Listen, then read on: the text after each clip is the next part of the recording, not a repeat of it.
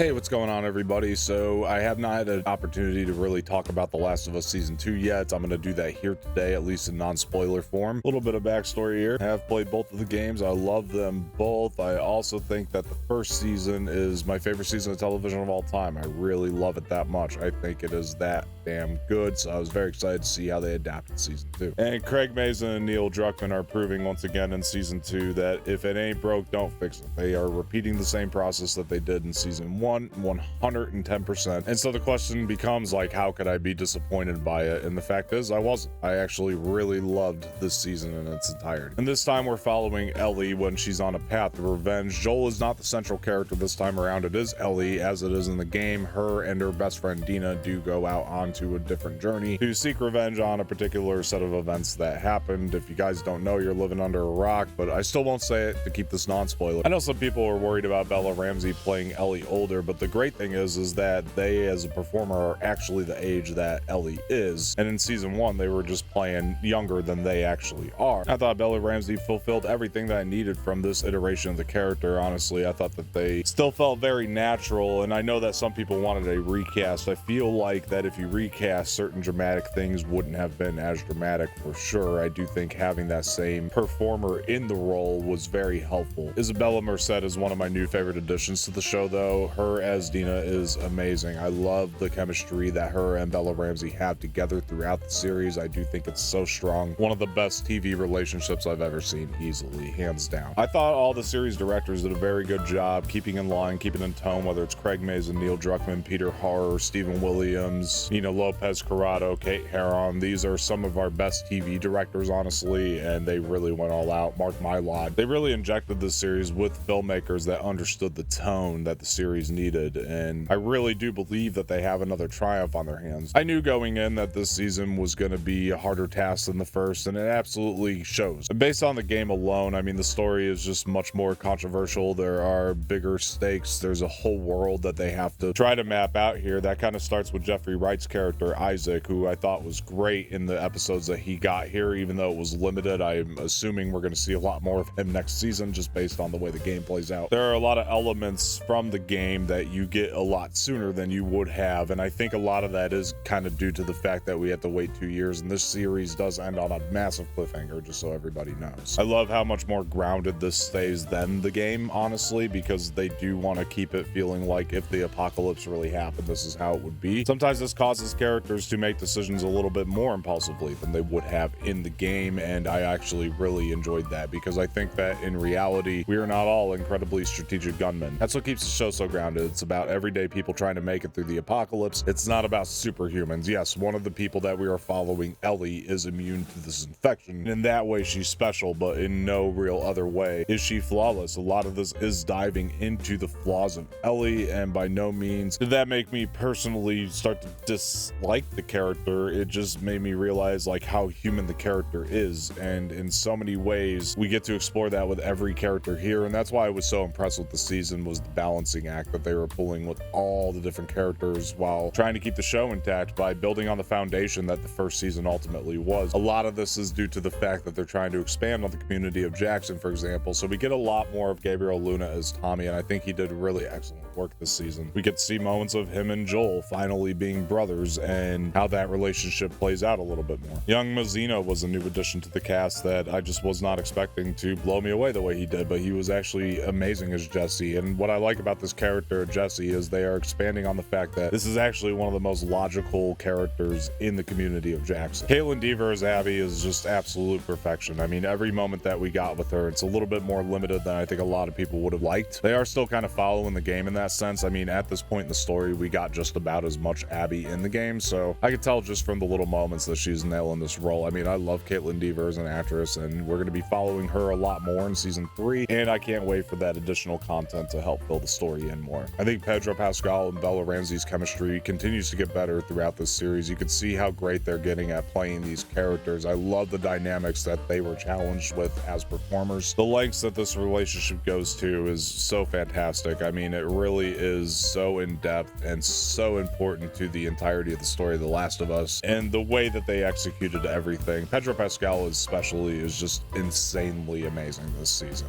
and very worthy of an award, and I wouldn't have it any other way, honestly. Keep forgetting how like expansive this cast is, because you got to also credit Catherine O'Hara and Joey Pants. I mean, these two are so awesome this season. They brought so much to it, and I wasn't really sure if I was on board with like how their characters are being utilized from the jump, but like that's how great they are, that they just won me over so much. And then when I can go back and watch it, I know I'm going to feel differently about the way that their characters are utilized throughout the entirety of the series, because things are making more sense. There is more mystery boxes open this season, and I think that that could be an issue, but luckily these writers have a direction to go, which I think is very helpful, and it definitely shows. I can't give enough credit to the cinematography throughout the entire series. It's just a gorgeous show to look at every single episode. I think Craig Mazin especially has like a real good eye behind the camera, which I kind of guess brings me to the one flaw I think that this season might have as opposed to season 1, is I do think it ends on a little bit of an uneven note, and I think part of that is because the first episode is so strong. I think Craig Mazin is an incredible director, and the last episode is directed very well, but I don't think it's directed as strong as Mazin's first episode for this season, and I do think that it kind of leaves me feeling a little bit uneven by the end of it. And I think it's kind of the unfortunate nature of the story that it had to go this way, but it's really difficult to adapt this when you're under budget constraints and you're only allotted a certain amount of episodes, and you got to figure out how to do that within your budget. And I get like how all that stuff works, but I am kind of here to critique the story of the season, and unfortunately I do think it has a very uneven feel by the end of it, and that's not a terrible thing. It didn't kill it for me. I think that it is supposed to end on a sense of dread, so I do absolutely respect that. And I personally think that once the show is all said and done, we're all going to look back at season 2 and go, whoa, that was such a necessary piece. I mean, knowing the story myself, it is such a necessary piece. I think it is a very necessary season, but a lot of it is kind of having to do the extra legwork of setting all this up. But I do feel like a lot of our setup is pretty much out of the way at this point, so I think season 3 is going to fly, honestly. Like, I think it's going to be very even by the time season 3 is all kind of wrapped up. I'm not really sure where they're ending that one. I haven't thought about that or mapped that out in my head, although I think I might have a pretty good idea. Either way, I still love this season. It had me excited for the next episode each week it was on. I couldn't wait to watch it, and it was so fun, but also very depressing. I think a lot of that is due to the fact that they are covering the story of a cycle of violence, and that's going to be The Last of Us from here on out. That's how I interpret it anyway, just based on what's in the game. It's about the cycle of violence and how do we break that cycle, and I think that's an interesting conversation to be had. And I think the first season really did tell us already like what the show is going to be. At the end of the first season, you kind of walk away having a very interesting conversation about the events that had played out. Would you have done the same thing? What choice would you have made? I think that's the purpose of the show, is to kind of have us reflect on the decisions that we would make in certain situations, and there's never an easy answer. I think it wants us to have very nuanced conversations about these themes and issues that go on during the story. Well guys, now it's your turn to let me know what you thought of The Last of Us season 2. Was it on par with the first for you? I don't think it was on par with the first one for me, but it might be after seeing the series in its entirety. I can't wait for that moment so I can look back on this season and see how it was such an important puzzle piece, as I'm sure it will be. But as far as an adaptation, I still thought the execution was just as perfect as the first one. All right guys, and before I get out of here, please like the video, subscribe to the channel, leave some feedback in the comment section, share this with your friends, hit the bell for notifications. My name is Dom, and I will talk to you guys